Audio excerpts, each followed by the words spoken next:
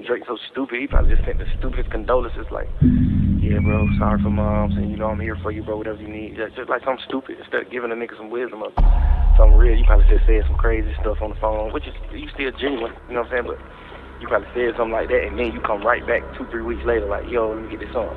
Like, you using the fact that you Drake as a weapon now, and the nigga just not feeling that right now, you know? Like, I'm dealing with a serious situation, but I don't give no fuck about no album.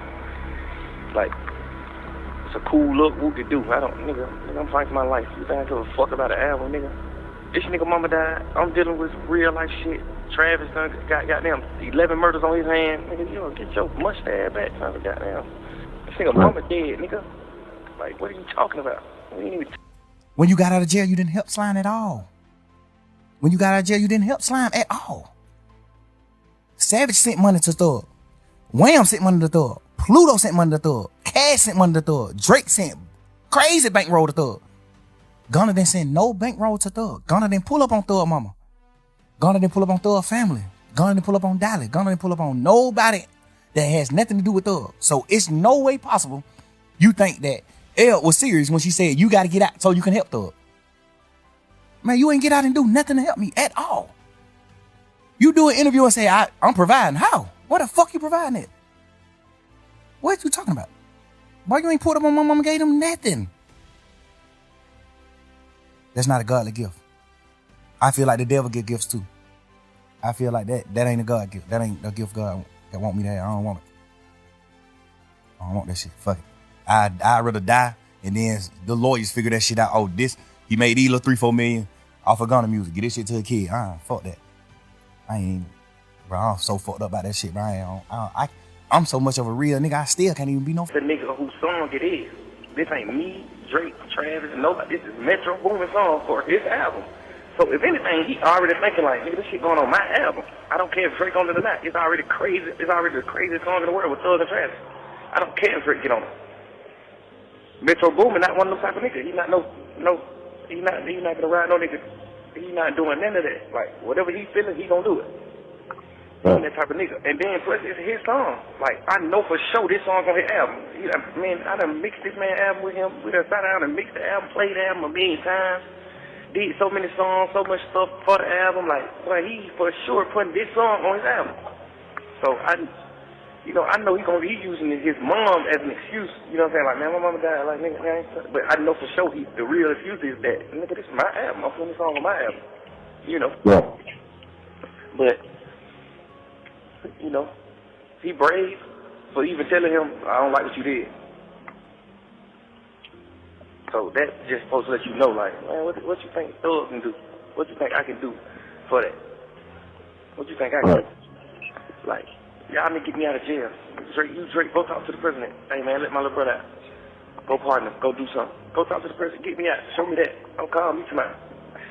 Fix something for you to have a song from a nigga. Man, nigga. The leaks were supposed to bury him. Instead, Young Thug picked up the phone from inside and set the whole industry on fire. And then he says Drake hit him back with one line that changed everything. Let's start where the internet lost its mind. The leaked jail calls. Private conversations, raw, messy, emotional, spilled across timelines and group chats. Names got dropped. Friendships looked shaky. And for a minute, it felt like Young Thug's circle was collapsing in real time. But here's the twist no one saw coming. Thug claims Drake didn't distance himself. He doubled down. According to Thug, when the calls exploded online and everybody rushed to pick a side, Drake's response was simple. Keep going. Don't feed the drama. Drop the music. And that's exactly what Thug did, turning a PR nightmare into momentum. It's the classic rap paradox. The more personal the chaos, the louder the records hit. But let's rewind for a second. See, those calls weren't just gossip. They hinted at fractures with artists who'd been near constant collaborators. Guys like Future, 21 Savage, Gucci Mane, even Lil Baby. Some fans heard disappointment, others heard betrayal. What everyone heard was a man stuck in the middle of a legal storm, talking like someone who felt abandoned by people he thought were family. It gets worse. because when you're down bad, even silence from old friends can sound like shade. Then came the counter move, music. Thug drops a long, reflective track addressing the leaks head on, apologies, clarifications, and a reminder of who he is when the beat kicks in. That single decision reframed the narrative. Instead of being defined by the calls, he starts using them like fuel. He turns leaked conversations into subject matter. Uncomfortable, yes, but undeniably compelling. Pattern break. This wasn't damage control. It was brand control. Thug didn't beg the timeline for forgiveness. He put the pain on wax. He admits where he messed up, pushes back where he feels misunderstood, and most importantly, calls for loyalty when it actually costs something. That's why the Drake response mattered. It wasn't a tweet. It wasn't a subtweet. It was strategy, stay in album mode, not apology tour mode.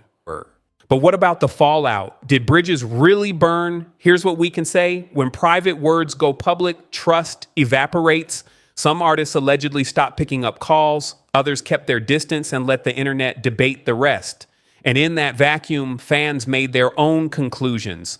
Are the Atlanta ties fractured? Is the Future/Drake/Thug axis over? Is Gunna permanently out of the picture? In truth, no one outside the rooms knows exactly, because rap relationships are like seasons, cold until a festival bag shows up, frosty until that one verse nobody else can deliver, and just like that, thaw. Still, Thug's message in the music is clear. Loyalty is louder than likes.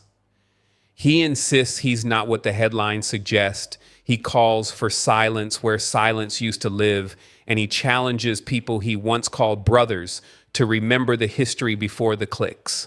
That's not a beef, that's a dare. If it's real, stand on it. Another pattern break. A lot of artists in his position would go quiet, wait for the case to end, then try to rebuild from scratch.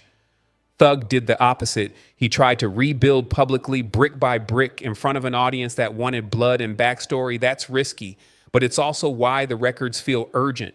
You can hear the isolation, you can hear the memory lapse, studio nights, shared tours, little moments that only make sense to people who live them. And you can hear the chip on his shoulder when he talks about industry love that only shows up when cameras do.